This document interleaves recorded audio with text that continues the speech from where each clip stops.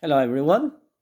After having released my first video on YouTube about Francis Fukuyama's book The Origins of Political Order from Pre-Human History to the French Revolution, many of you may ask who is Francis Fukuyama and what does his book talk in general and what is my opinion about what we have read until now. Well, first of all, Francis Fukuyama is a very prominent American political science, political economist, and of course, a writer. He is a writer of many books, many famous books.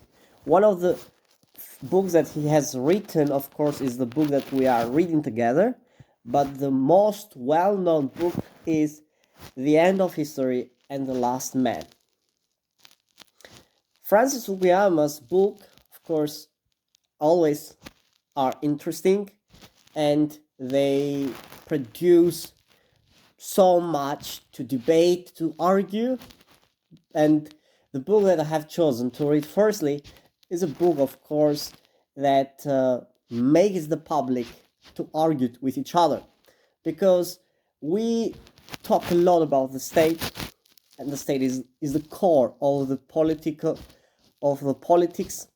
and of course is very important in our life. Uh, in the book of in the book that we are reading, The Origins of the Political Order, the first chapter, the first part is uh, why is important. Why is important, of course. So in the first book that we are reading together, in the first part, the title of the first part is it's very unique. It's something strange, but it makes us curious and pushes us to read it more and deeper. The title is Before the State. So this is a very provocative question, and it's a question that needs elaboration, that needs to elaborate it. So the title in itself is a very, very provocative, but can make us to think about it more and deeper.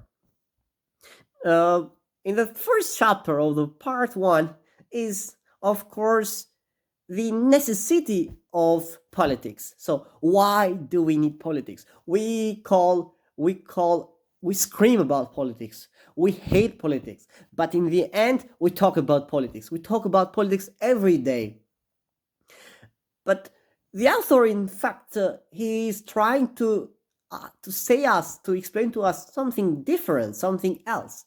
It is not about the state, but it's about a stable state. And a stable state needs something, needs some institutions, needs a process, and of course needs a form of government. So we are talking about the state, but this state, of course, we don't want only a state, we want also a stable state. And in a stable state, of course, according to the author, a very important process is the process of democratization. The author, of course, described democratization as a vital process in toward the stability of the state, to make the state better, stronger, and when the rule of law is taking place. We know very well that in the end of the century, we had a collapse of the Soviet Union. But during the last century, in the world, there were few democracies. According to the Freedom of House, only 45 states in total were democratic, and the others were non-democratic states. And when the Freedom of House was compiling this report, this research, of course, in that year, Spain, Portugal, and Greece were dictatorships. Of course, in Eastern Europe, we had Soviet Union and with its satellites, that were communist, that were living under communism. They were communist states, and of course, they had nothing to do with capitalism, with democracy.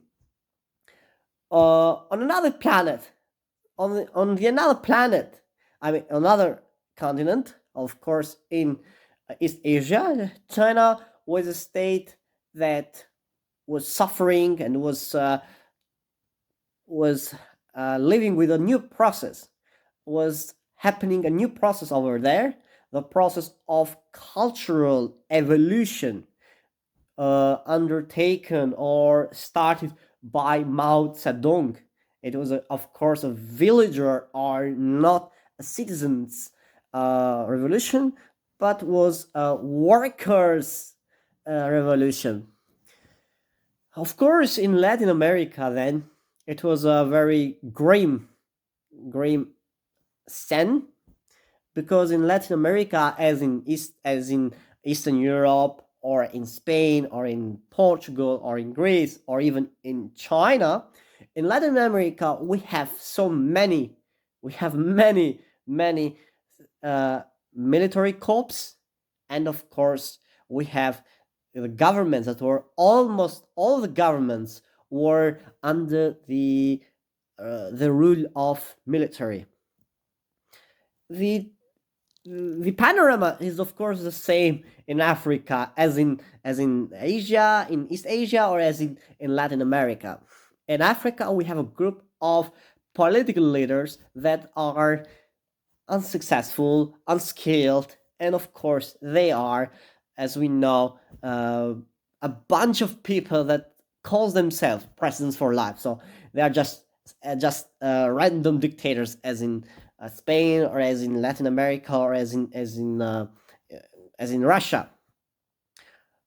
The author, of course, doesn't mention here the Middle East, because the Middle East, in fact, is not included in this list, because Middle East is something else, and something that no one can think about it, because nothing has started there. It's like an absolute monarchies, and like we don't have any kind of move toward democratization, or we don't have any other kind of political regimes. We have monarchies and absolute monarchies. So we have inherited monarchies, we have inherited absolute monarchies. But this situation will change, and after the collapse, of course, of the Soviet Union, and in the new century, we have many countries embracing democracy and becoming democratic states, embracing democratic values, and of course, including themselves into a free market.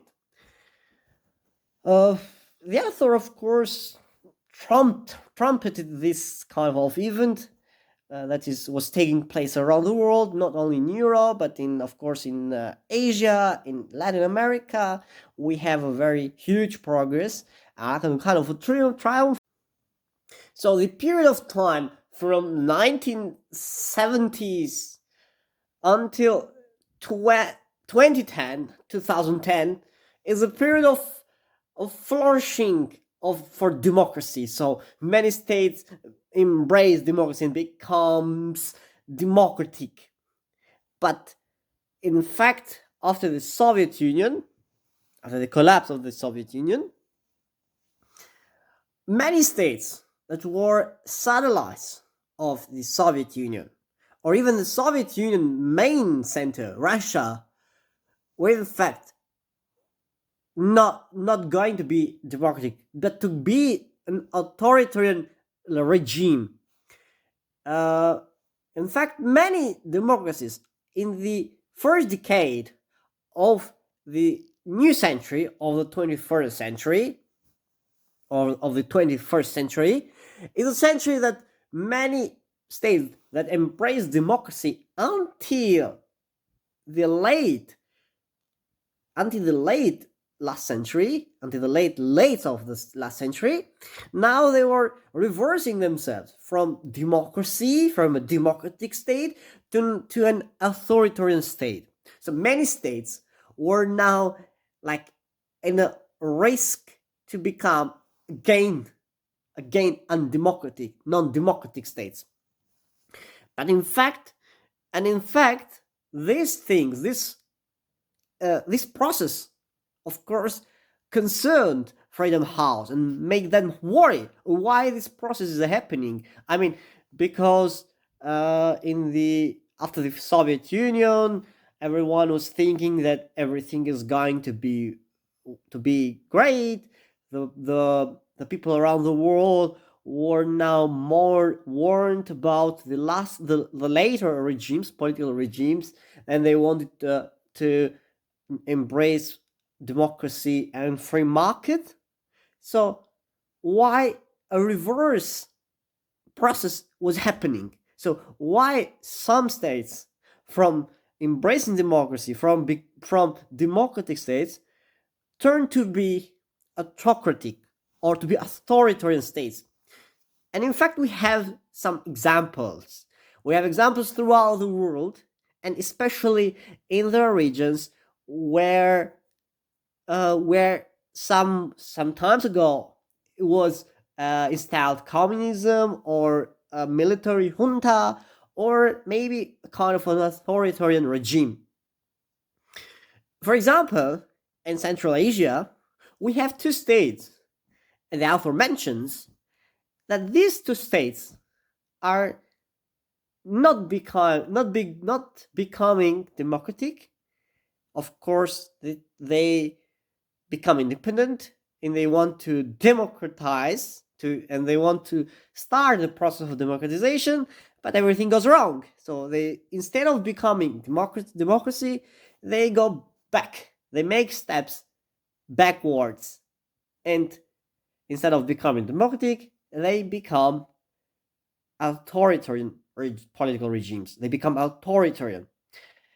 So, and of course, this is the triumph of democracy is sometimes in risk because of some factors, of different factors, and everyone was sure that communism was the biggest enemy of democracies,